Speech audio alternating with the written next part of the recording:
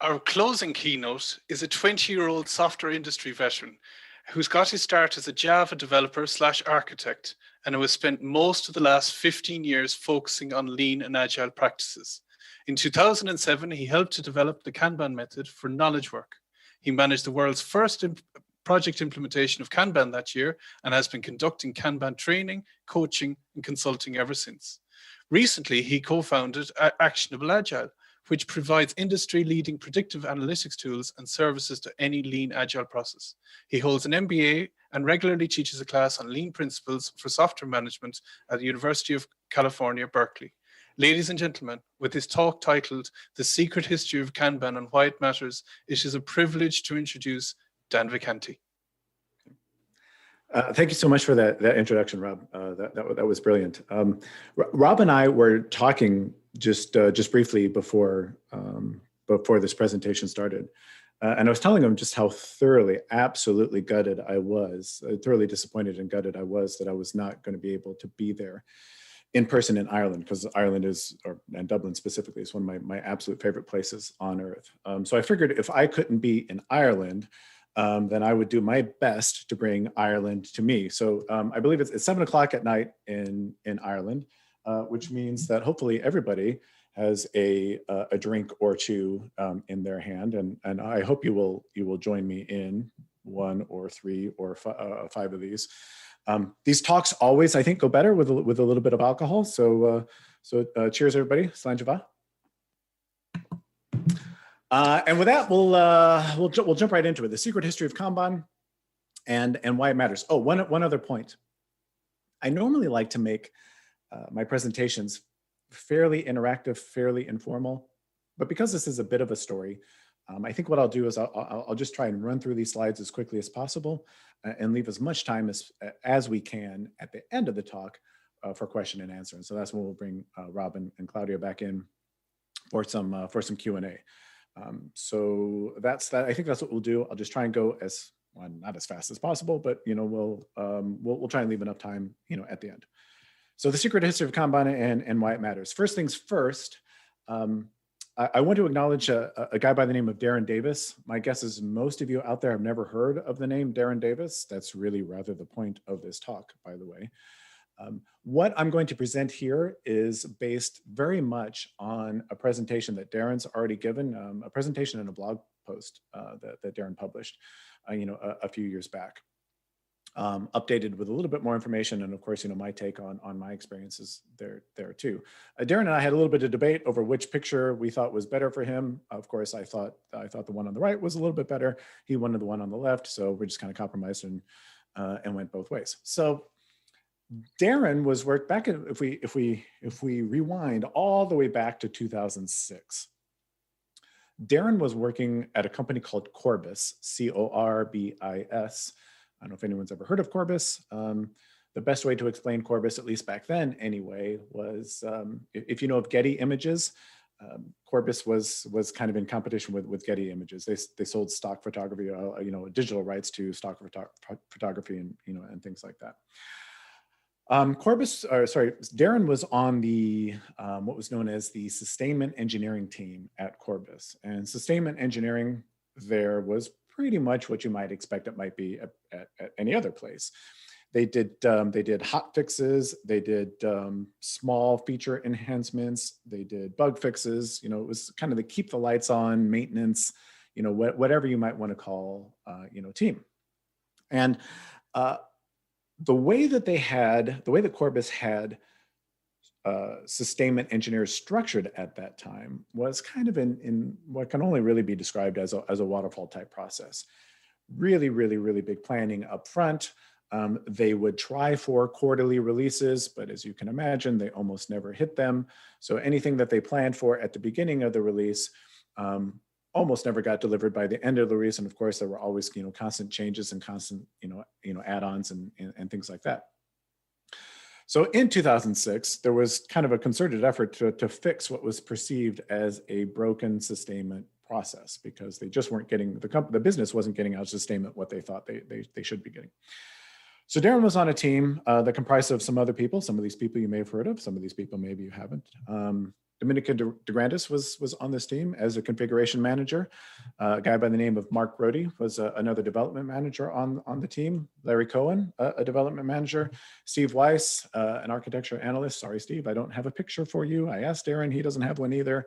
So I apologize for that. And last but not least was Rick Garber, who was really kind of in charge of overall process engineering for Corbis. The reason Rick Garber is kind of important to this story is Rick was the first one who discovered a guy by the name of David Anderson. Rick went and saw a talk by David Anderson at Microsoft. And in this talk, Mr. Anderson claimed to have solved all the problems that Corbis was having with their sustainment engineering. So Rick came back to Corbis and said, hey, I saw this talk. This is fairly interesting. This is maybe somebody that we should reach out to for help. And so that's exactly what Corbis did. And in the process of those conversations, Corbis ended up hiring Mr. Anderson as their senior director of software engineering. And Mr. Anderson kind of inherited taking over, fixing this sustainment process. Now, I want to take a break here because the ideas that were being thrown around at this time, I want to be very, very, very clear. The ideas that were being thrown around at this time were based on Mr. Anderson's first book that was called Agile Management for Software Engineering. And as the subtitle suggests, you'll see there's no Kanban word in here anywhere. What he was really talking about in this book was applying the theory of constraints to knowledge work. And so everything in these kind of early days of this process improvement was based just on this theory of constraints stuff. And in fact, Corbis wasn't even using the word Kanban at this time. So it bears no resemblance. What they were talking about bears almost no resemblance to what you might have in your mind as Kanban. So it was based on these initial thoughts were based on this book and implemented in Microsoft Visual Studio in Team Foundation Server, TFS. We'll maybe talk about TFS in a little bit, but you have to get I think it's important to get the kind of the picture in your mind of where everything was. The solution that they came up with to fix sustainment engineering that was based on that book was a 100% digital, not visual, but digital implementation of essentially theory of constraints. So the idea was that every developer or every team member on the sustainment team, they would log into TFS every day. And when they logged in, they would see their own individual queue, right? That's all they would see. I mean, they would essentially have blinders on and all they would see would be their own individual queue. And what they were supposed to do is they were supposed to watch that queue. And whenever anything showed up, they'd work on it and then they'd change the status in TFS and then TFS would go off and work its magic in the background with transitions and move it on to the next queue, right? So think about this, right? So you log into TFS, you've only got an idea, you've only got a visual of your own specific queue. Nobody has an end-to-end view of the system.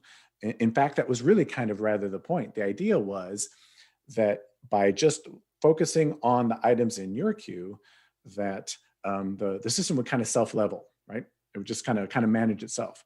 So no work in progress limits, no end-to-end visualization, no any of that. You would just log into this digital tool and kind of work that way. So they spent several months building out this implementation in TFS. It looked a little bit like this. And so this is late 2006 now. And so by November, they were ready to roll this thing out. And so they presented, Darren and the team went and presented their implementation of what they thought Mr. Anderson would want. They presented it to him. Mr. Anderson blessed it, and they, to some excitement, but just a little bit of fanfare, they actually launched what they called at that time Kanban, right? So Kanban launches. Remember, this is November 2006. Kanban launches. Everybody's excited about this and yay, it launched. But it immediately flops, right? It goes absolutely nowhere. And it goes absolutely nowhere for months. And I want to read a quote by Darren Davis, because I mean, this is kind of, to me, this sums up beautifully the situation at the time. Darren likes to say they were hurtling toward disaster, but that implies way too much velocity. Right? The truth of the matter is that they were grinding to a halt. Right? I mean, it was terrible. The amount of dissatisfaction, I don't think, can be overstated. So think about it. Think about this if you're a customer. Think about this from the customer's perspective. At least before, if you're a customer of sustainment engineering, you were able to attend these planning sessions. You were able to kind of see what was going on. Some stuff would come out every quarter. It might not be what you wanted, and it might not be in the time frame that you wanted, but at least something was coming out. Now with this new process, nothing was there was no plan. There was no upfront planning. Nothing was coming out of the pipeline. And worse yet, there was nowhere you could go to see anything. Sure, you could maybe be given some rights to log into TFS and kind of navigate the weird interface that is TFS. But of course, no business person, no customer is really going to do that. So when the customers get unhappy, who do they call, right? And yeah, Ghostbusters, of course, right? They don't call Darren and they don't call Mr. Anderson. They call the big boss, right? They called the CTO. And the CTO at the time, his name was Stephen Gillette. And so Stephen Gillette calls Darren into his office, right? And of course, you have to remember, Stephen is CTO. Darren's just kind of this manager, this manager of the sustainment team. And the conversation they have goes a little bit something like this.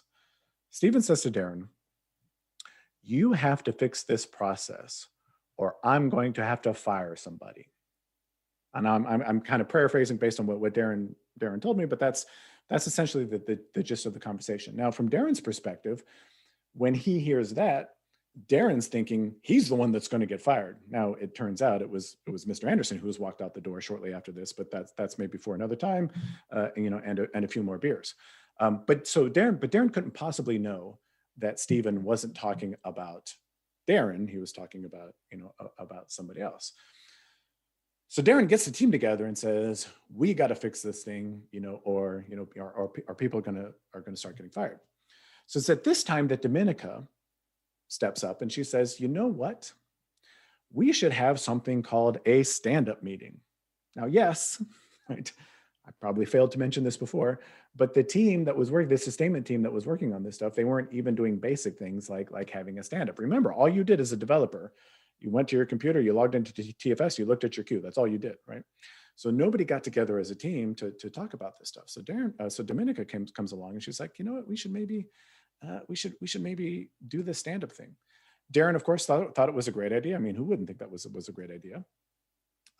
So he kind of went off over the weekend, and he was thinking about, well, okay, well, if we're gonna do this stand-up, what are we actually going to talk about at this stand-up? Well, we're going to need something tangible to actually talk about. And so his thought was, well, somehow we're going to have to visualize what's going on here, because people can't see where things are. So let's come up with some type of visualization so we at least know what we're talking about when we get together for our stand-ups.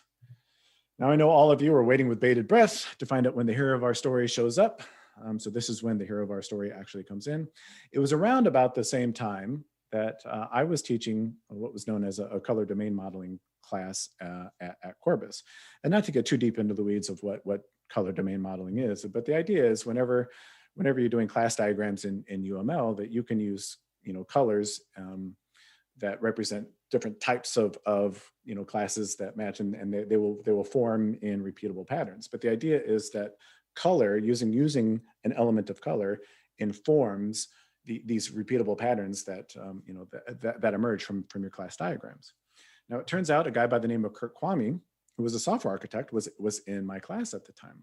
And so when Darren was off struggling with how we're going to visualize our work, it was Kurt who stepped up and said, well, why don't we use Post-it notes and different colored Post-it notes to represent different items that are on our board? Brilliant idea, right? Why don't we do that? So the team gets together, and this is what they come up with. Now, again, I want to stress, right? A lot, you may have a fundamental idea of what was going on here in terms of, your Kanban blinders are. But when they built this board, there was none of this, oh, you know what, we should start where we are now, and we should agree to pursue evolutionary change, and we should blah, blah, blah, blah, blah, right? All the things that maybe you've heard about Kanban that never had anything to do with Kanban. What the team did is come together, and Darren especially, and said, we need to come up with a visualization.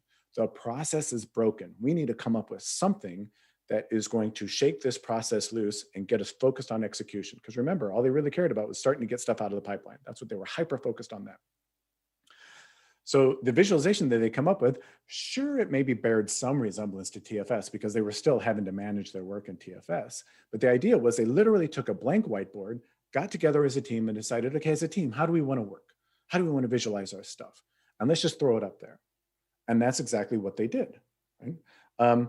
And they learned, as they did it, they learned. And the board itself evolved over time. I think this is a little bit later version where you can see the board is much more clear, much more clean, and they had a much better grasp of what was going on, right? So this is where our hero returns. And the changes that Darren and his team made were so successful with the sustainment engineering part of engineering, department of redundancy department. But the changes were so successful with sustainment engineering that Corbis said, well, why don't we try this for all of engineering, not just the sustainment part, but our product development as well. So it turned out they had a couple of really, really big projects going on at the time. And they wanted to scale these Kanban principles to all of the engineering efforts that were going on. So that's when they brought me in. And my job was to work with Darren and to take what Darren had done and kind of roll it out to all the rest of Corbis Engineering.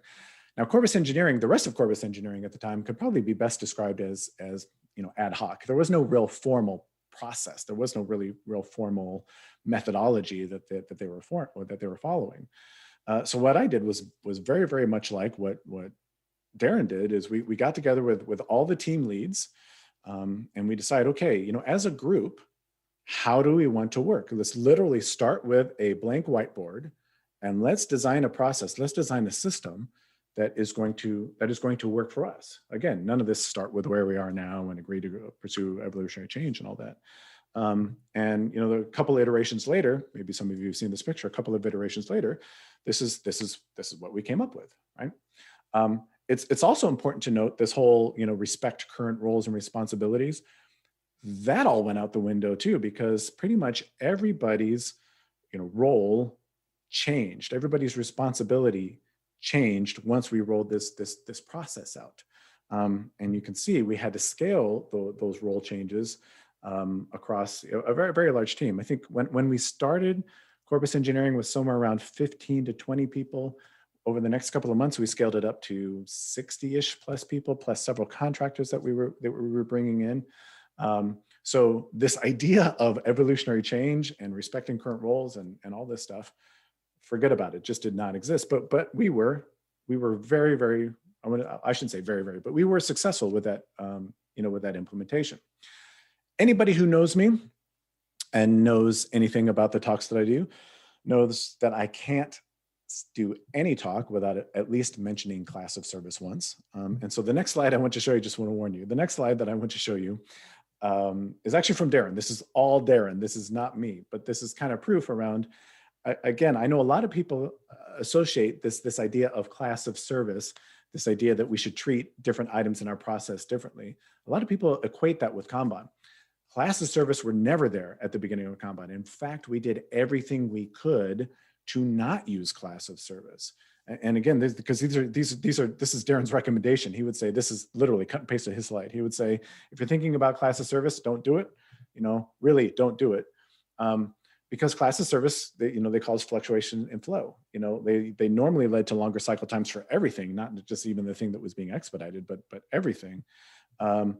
And we really, in Corbis, like I said, we did everything we could to not use class of service. So this is probably my favorite slide on the whole thing. I mean, if you look on any of these board examples, you will see there is no expedite lane. There is no use of class of service pretty much, at all. even though I know that's purported as something that's part of Kanban. All right, okay. So enough of that. I'm just checking and see how I'm doing on time. Why is this so important? Let's get to the punchline. So why are all of you taking an hour out of your day to listen to this type of story? Why is this so important? And the short answer, if I'm being brutally honest, the short answer is it's not. It really isn't that important. You know, in these days of our pandemic and lockdowns, in these days of, you know, racial injustice, in these days of political upheaval, who really cares? Who really cares about something that happened on some small team at a company in Seattle 15 years ago? Who honestly, who really cares? Except for a couple of points that I feel really bear pointing out. And the first thing is, let's think for a minute about all the things today that you associate with Kanban. You know, that's probably visualization. That's probably, you know, setting explicit work in progress limits. That's probably, you know, active management of flow. All of those things that you associate with Kanban were actually developed by these people right here. They weren't developed by maybe who you think might have developed this stuff, but it was this small team coming together, solving a very specific problem that led to what is known as Kanban. Now you might be asking yourselves, because my guess is, like I said, you've maybe heard of one, maybe two, maybe three people on this list. Why haven't you heard more about these people? And I would suggest there's been a concerted effort to hide the fact that these are the people who really made it happen. And so I firmly believe that the people who did the work should get the credit for the work. And so it's high time that we've righted this wrong, you know, that we acknowledge the people who really put in place, you know, kind of the basics of what evolved into what we know as Kanban today, right? They've had their contributions ignored, minimized, trivialized, and or in the worst cases, just really kind of outright stolen. Right? So let's go on the record and let's correct that wrong, because it's been too long, and their contributions should be noted and praised. But probably more importantly, I would say the Kanban community itself, in my humble opinion, the Kanban community itself has kind of lost its way. It's been usurped by a certain individual, and it's been perverted from its original intent, and it's kind of evolved into a community that profits an individual, but really doesn't benefit anyone else. So really, what I want, I want to get back to really kind of where we were at the beginning of this whole Kanban thing, and I would love to see a community that is really, you know, for the benefit of all and not just for the profit of one. You know, I want to see a community where people feel free to participate, free from sexual harassment, free from bullying, free from worry that their contributions might be minimized, trivialized, or stolen, right? Let's give people a safe, inclusive, diversive forum to come and learn about Kanban, right? I want a community that recognizes that no single methodology or framework has a monopoly on all the right answers. You know, one thing that we didn't talk about before is lately, in the past couple of years, I've been working with scrum.org to develop their professional Scrum with Kanban class. And I think it was just a brilliant move by scrum.org, if I can say so, to talk about how do we start mixing these things. I mean, they were at least very open-minded and very accepting of the idea that, you know, in a lot of contexts, maybe Scrum doesn't have all the answers and maybe Kanban might be able to help, right? That's the type of community I want, where we know that let's talk to the Scrum people, let's talk to the SAFe people, let's talk to the whomever, because we can potentially all learn together, right? Why not? So if I can do just kind of a shameless plug, if I can, we've launched a community initiative called prokanban.org that is hopefully going to create this community that encompasses all of these values and all these principles that I've just enumerated here. The general aim is really just to bring professionalism back to Kanban, to bring that safety, that inclusivity, that diversity back to Kanban. So if you get a chance, come out and check us out at prokanban.org. I'm hoping that you would like to join us and build the Kanban community that I think we all want, that I hope we all want. It's certainly the Kanban community that I want to be a part of. And the point of all this really is, here's the deal. If you ever go to a conference, if you're ever walking down the street or whatever, if you ever get the chance to see any one of these people in the future, just please make sure to stop them and say thank you. So with that, I guess I kind of wrap up the story part of the presentation, and would like to move to some question and answer if we can. While I drink my Guinness. Enjoy your Guinness and sláinte. I'm here picking up my jaw off the floor, if I can just say that. That was a fantastic speech, Dan. Yeah, quite amazing. I've spoken with Dominica de Grandis before, but everyone else on that page, I don't think I know. So it's, there was huge learnings there. Where there's questions coming in now. One of the first that came in on the discussions, and there was some really interesting points in the discussions. I think I wasn't the only one that was shocked. Was that made me smile? Was should we take classes as a service and throw them on the bonfire? If we're up to me, I mean, anybody who's seen any of the work that I've done knows that one of the single worst things that you can do when you're trying to implement a predictable process is implement class of service. They're absolute one of the worst things you can do. Just terrible. But yeah, please do. Good. That's class services out the door. What do you see next for Kanban? Like I said, what I see next for Kanban is more of this bridge building, more of this interaction with other frameworks, other methodologies, because I think there, like I said, there has been a concerted effort by some. I'm not saying all, but by some certain individuals in the Kanban community to really build these walls and say, Kanban is the best thing, and if you do Scrum, you suck. If you do Safe, you suck. Right? That's, to me, the future of Kanban is let's reach out to those communities. Let's all learn together, and that's really what I'm hoping that we're doing. I don't know if maybe somebody was looking for some like shocking new principle or something like that for Kanban, but that's not really where I see it going. To me, it's more about let's get back to a community that is of, for, and by the community. So you talked at the start of your talk about the theory of constraints and how that was the original, bringing it back. Does it have a place, or based off the corpus experience, would you say the theory of constraints belongs in the bonfire too? I mean, just how big are we making the bonfire, Dan? We're making it pretty big. Again, it'll come back to how many of these I've had when I answer that question. I am, and this is just Dan, by the way. This is just Dan. I'm personally not a big believer in theory of constraints as applied to knowledge work. With all due respect to guys like Steve Tendon and his TameFlow approach.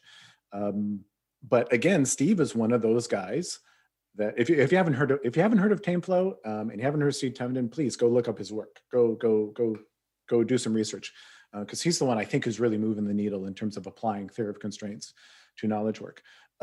Steve and I respectfully disagree on a lot of things, but that doesn't mean that we don't talk. I was honored to be invited to write the foreword of his latest book, and I was just extremely glad to do it.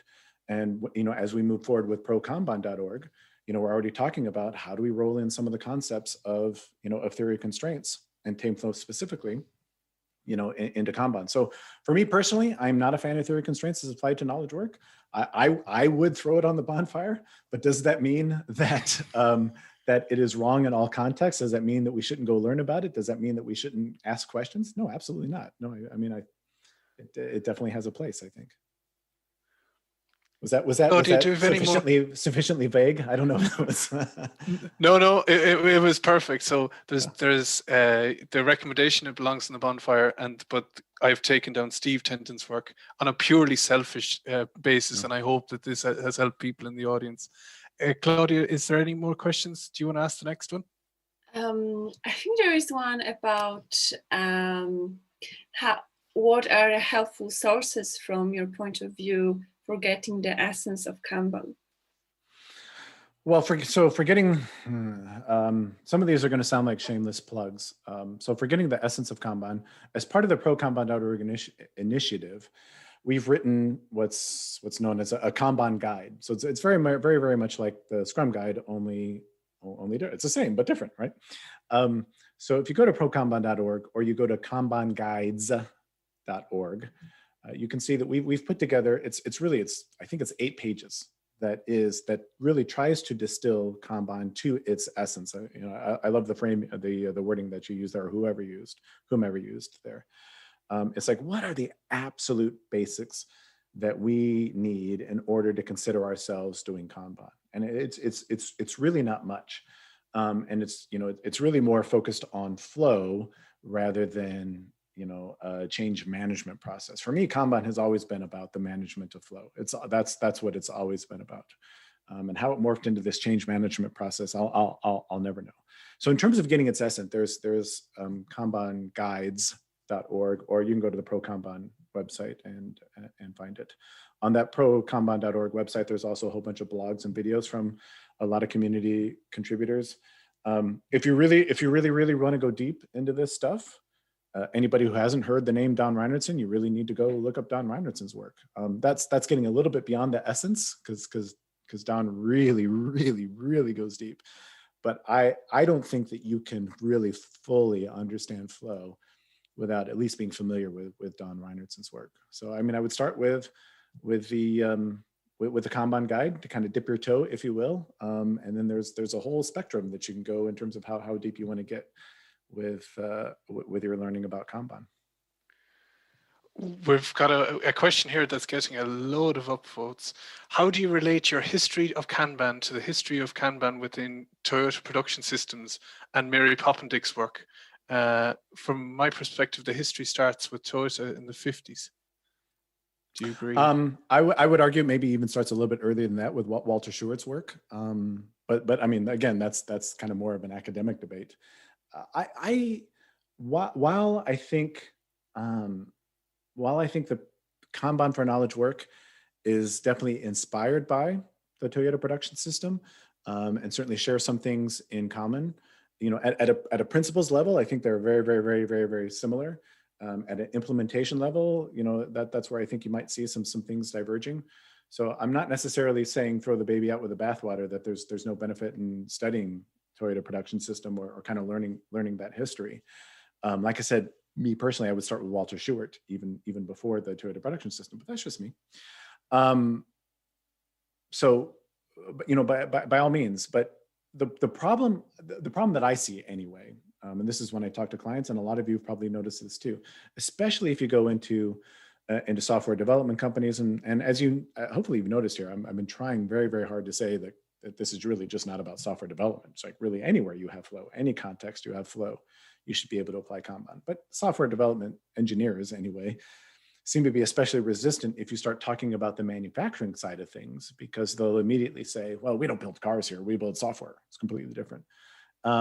And to some extent they're true. I mean, to some extent they're right. To some extent they're not, but to some extent they really are right. They're a different context. So by all means, read up on Toyota Production System, read up on Mary Poppendick's work. When you actually get to the practicality of managing for flow, I think that's where Kanban, at least the way that I see Kanban, comes into its own, right? It's the very, very, very specific application of flow rather than maybe more higher level lean principles. But that's just me.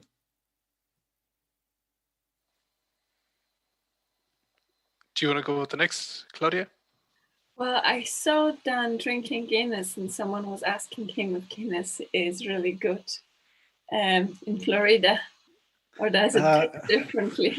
So yeah, Rob and I were talking about this because my understanding is they don't let all the good stuff out of Ireland, right? And so I'm actually drinking. I don't know if everybody can see. I'm actually drinking an extra stout, Guinness extra stout. It's not bad, but like I said, I'd much rather be in Dublin right now, raising a few rather than in South Florida. It's 90 degrees. Oh, so what is that? 33, 34, something like that today. I don't know if that's the perfect day for a Guinness, but let me restate. Any day is a perfect day for a Guinness, right? Sorry, my fault. I didn't. But yeah, it's not bad. As you can see, I'm through Guinness. it mostly. Yeah. Well, it's just, we'll have to have one for the road then, Dan. You know what I mean? Yeah. We get another one. Yeah. There's a question here. I often see debate over columns. Some think that there should be just a work in progress column, and other think that there should be multiple columns: dev, code, test, review. What are your thoughts on the design of Kanban boards? Wow. Now we are getting deeply philosophical. So let me start with first. I personally have no problem whatsoever with a to-do, doing, done column or a type board. You know, a lot of people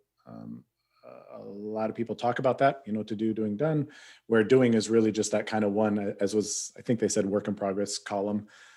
I personally have absolutely no problem with that. If that's where you want to go and that's what you want to do, by all means.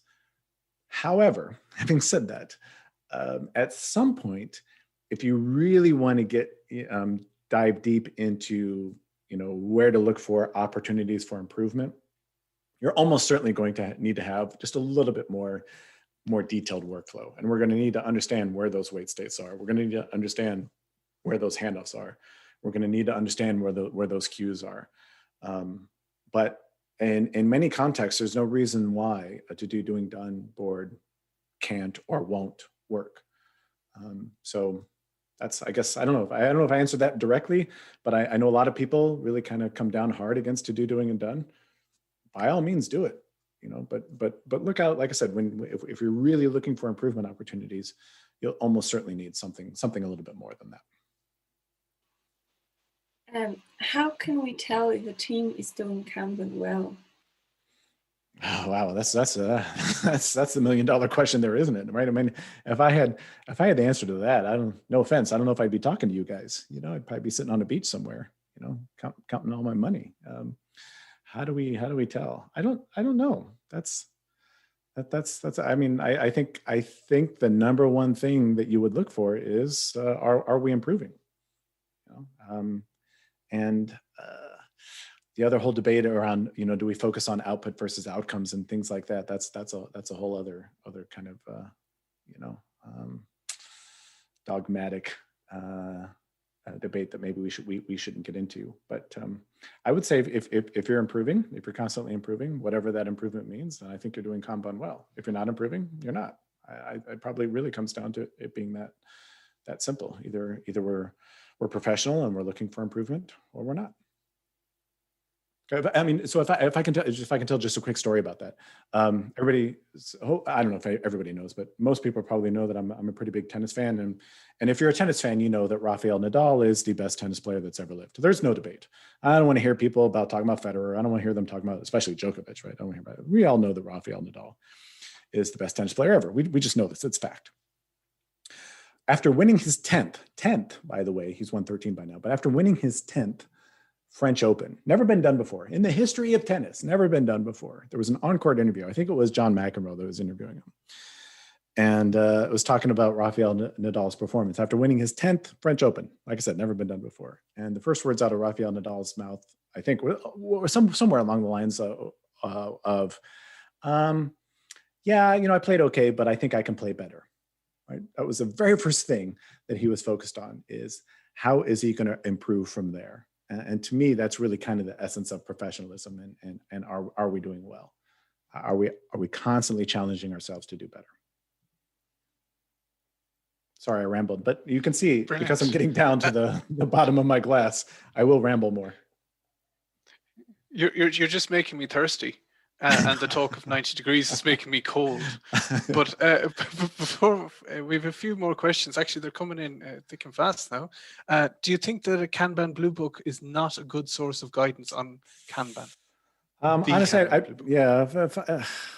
I hate when people avoid questions. But if I can maybe avoid that one, no problem. There's always, yeah. I mean, there's always opportunities to learn. And so I don't ever want to say, don't do this or don't look at this. But I suppose if you held a gun to my head, I would say there are almost certainly better references out there for you.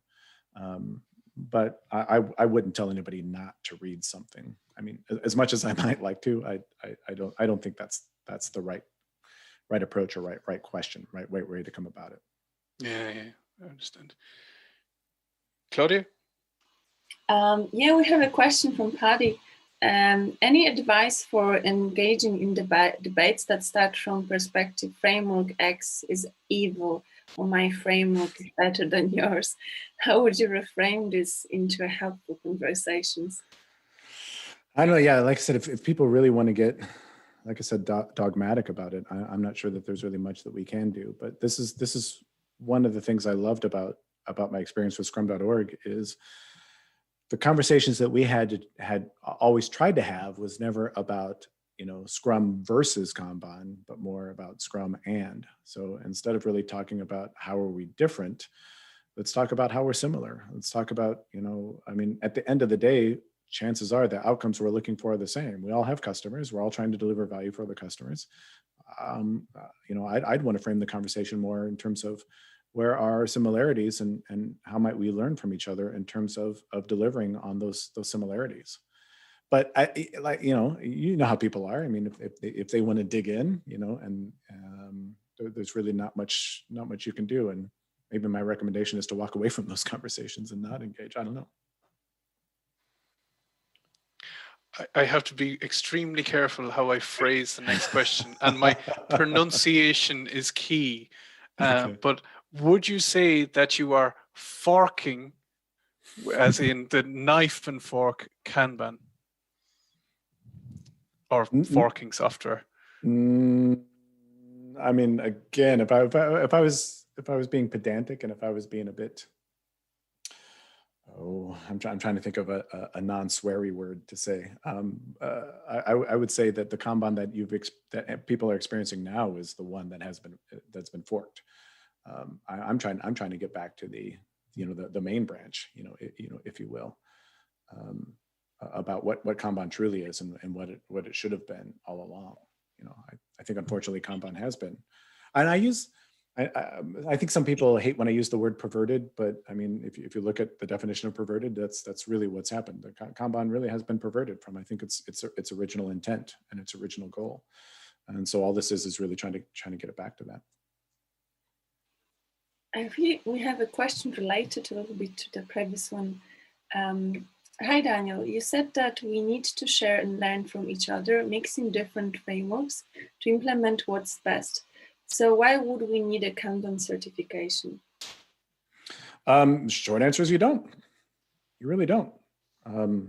But if you want to engage in a community where we're all, there is some where you can maybe assess your knowledge in terms of where you are, where maybe we're all speaking the same language, and things like that. That's where something like assessments do help. But you absolutely do not. You do not need a Kanban certification, for sure. So what are your thoughts about OKRs then, as complementary in combination with Kanban? OKR go ahead.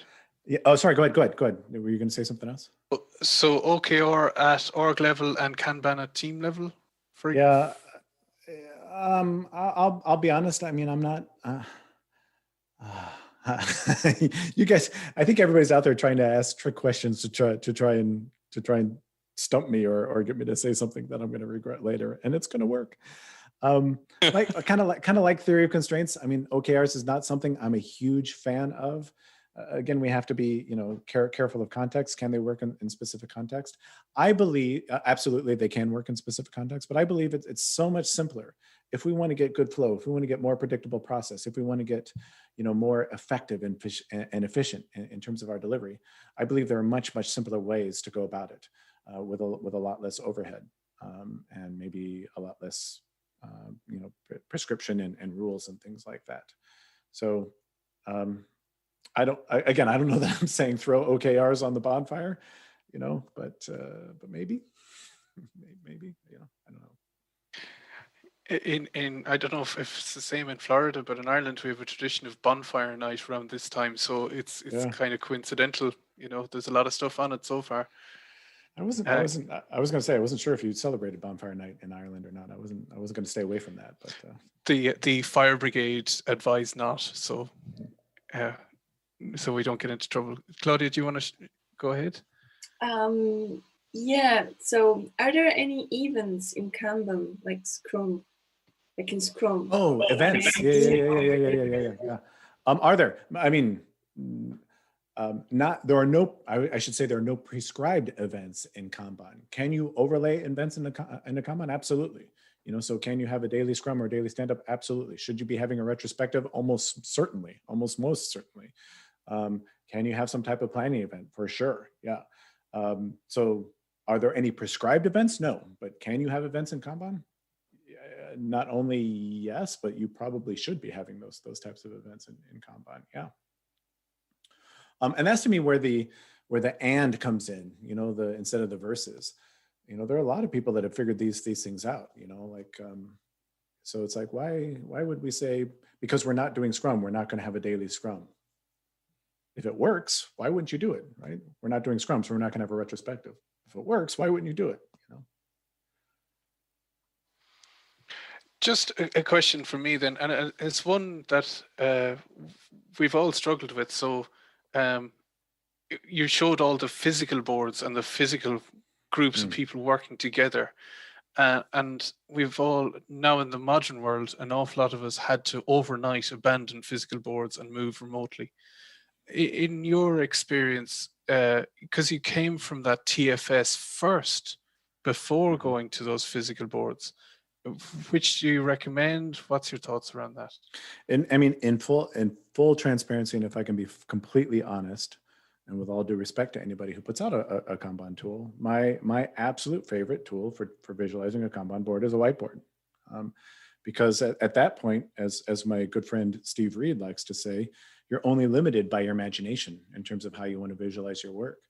The second we introduce a tool into the equation, now we're limited by what the tool can do or what the tool can't do. So pre-COVID, if you would ask me that question, I would have said hands down, absolutely start with a whiteboard.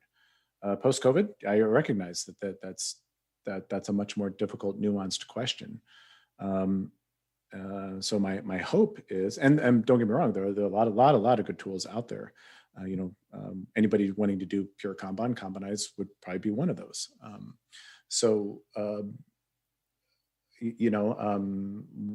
In this day and age, I don't know that we have a choice. I'd rather see a lot of people starting out with a whiteboard.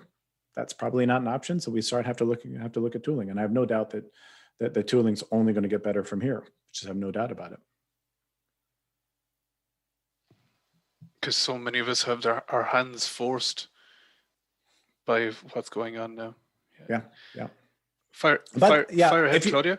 And just very quickly, if you really wanted to, you still can do a whiteboard remotely. It's just a bit of a logistical nightmare, but it can be done. And I know teams who are doing it. It's just, I think most people would probably prefer some type of electronic solution. Sorry, Claudia, you. Oh, no worries. You are here, our guest. I think the next one is more like a comment than a question. As many of us start with Scrum and then discover Kanban, do we not all use Scrumban at some point, even if we claim to be Kanban purists? Yeah, Scrumban's a bit of a trigger word for me. I'll be honest with you. I'm not a fan.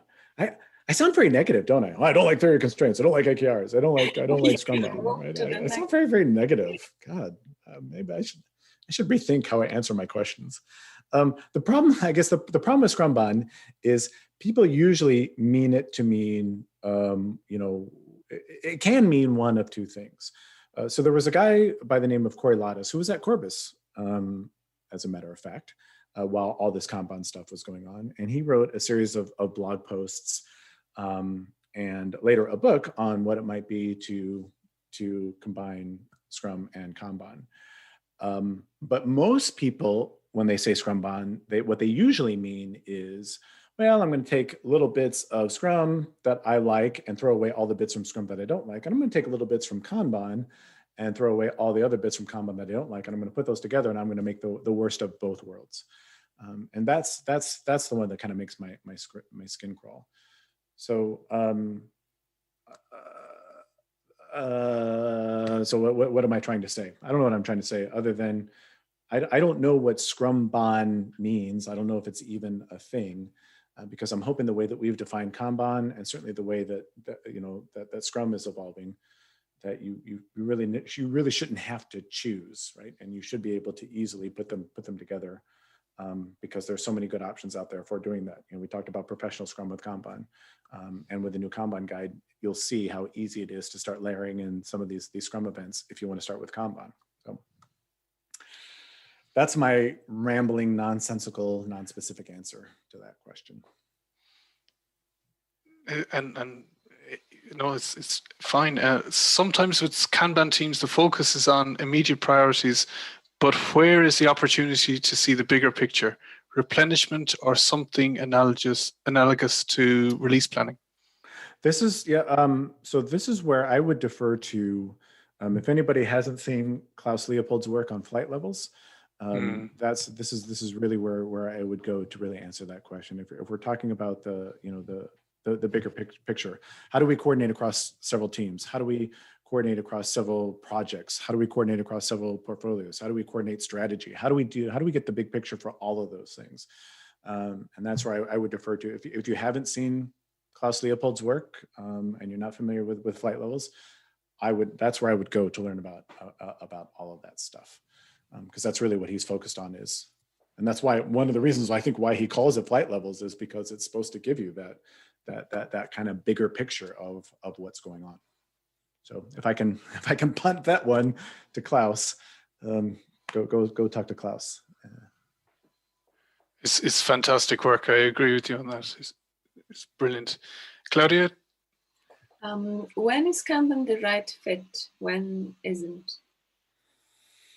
Yeah, I get asked that one a lot. I don't know that I really have a good answer. I would say any time that there is workflow, and I'll be honest with you, pretty much every context I come across, there is some type of workflow that you can benefit from applying flow principles. Whether it's full-blown pure Kanban, whatever that means, I don't know, but almost anywhere that you have workflow, you can apply Kanban. So I guess where it's not applicable is when you don't have workflow. But I think, especially if you talk about it at that principles level, like, we say in general, it's better to visualize your work than to not visualize your work. In general, it's better to limit your work in progress than to not limit your work in progress. If you talk about that, I think there are very, very, very few contexts where it's not applicable. Does that mean that every team out there should absolutely be doing Kanban? Well, I suppose if I was greedy, I would say yes, but that's obviously not the case. And thank you so much for all of this. We're going to ask, I think, one last question and then start to wrap up today. But it was brilliant. Before we do that, though, the last one, how do you reconcile the pull-based approach of Kanban and the push-based approach of Scrum? Fascinated by the work that you've been doing with scrum.org. It seems a fundamental dissonance, but I'm sure I'm missing something. If I can respectfully disagree with the asker of that question, I would say Scrum is a pull system. I would say Scrum very much is a pull system. A lot of people don't recognize Scrum as a pull system, but it very, very, very much is. The whole point of sprint planning is for the team, the development team, to decide how much work they're going to pull in for this sprint. And they are very much in control over, obviously in collaboration with other people on the Scrum team, about what gets pulled in. So I would say, I say this a lot, but I was shocked. The first time I read the Scrum Guide, in all honesty and full transparency, the first time I read the Scrum Guide end to end was 2017. Right, that was the first time I read it end to end, and it shocked me when I read it because it read like a flow document. To me, from my perspective, it read very much, and you can see they improve it over the years. There have been several iterations of the Scrum Guide, which I think is a beautiful, wonderful thing. And you can see with each iteration, it reads more and more like a flow document. So I would say Scrum is very, very much a pull system. And that's why I think it works so well with Kanban, because it really does have, believe it or not, it really does have pull at its core. Now, whether we can manage flow within the sprint, that's a completely different conversation. But at its essence, at its heart, Scrum really is a pull system. Thank you very much. Yeah. So if I may, I just want to say my heartfelt thanks to Agile Lean International now, not necessarily Agile Lean Ireland, for the invitation to come and talk. Like I said, I was really hoping to be in Dublin this time of year, but maybe next year, maybe some other time, hopefully some other time when we get a chance to see each other. So thank you so much for the invitation. Thanks so much to the volunteers and everybody who makes this happen. Thank you so much to the sponsors. Thank you to everybody who's had a hand in making this event successful. It was my extreme honor to be here, and I hope everybody found this talk enjoyable. Maybe learned a thing or two, and I just want everybody to be safe and be well. So when we do get a chance to see each other in person, that we do get that opportunity. So thanks to everyone. On behalf of absolutely everyone, Dan, I know that's just one guy applauding, but I know around Ireland and around the world, there's more people joining me on that big round of applause. So thank you so much to Dan and all the work that you've done there. You've also taken away pretty much all of myself and Claudia's speech for thanking everyone for the day. So you enjoy the Guinness, and we'll announce that there's a lean beer going to go ahead.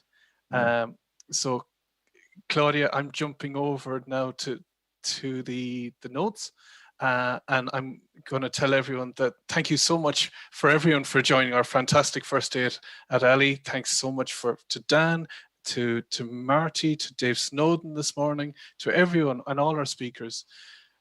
Everyone that's been here the whole day knows that there's been ups and downs. For me personally, chat roulette has been absolutely spectacular, where we've been meeting people from all over the country and the world, and in ways that I don't think we would have done if we were meeting in person. And there are also some downs, like the session 4 technology issues. And thank you so much for your patience, for anyone that got through that. We appreciate you sharing your experiences from today. Because we're all in Agile, I've posted a fun retro in the discussion panel. So if you could take some time to fill that out, please, that would be absolutely fantastic. If there's anything we can action even tonight, we'll try and do that and improve it for tomorrow.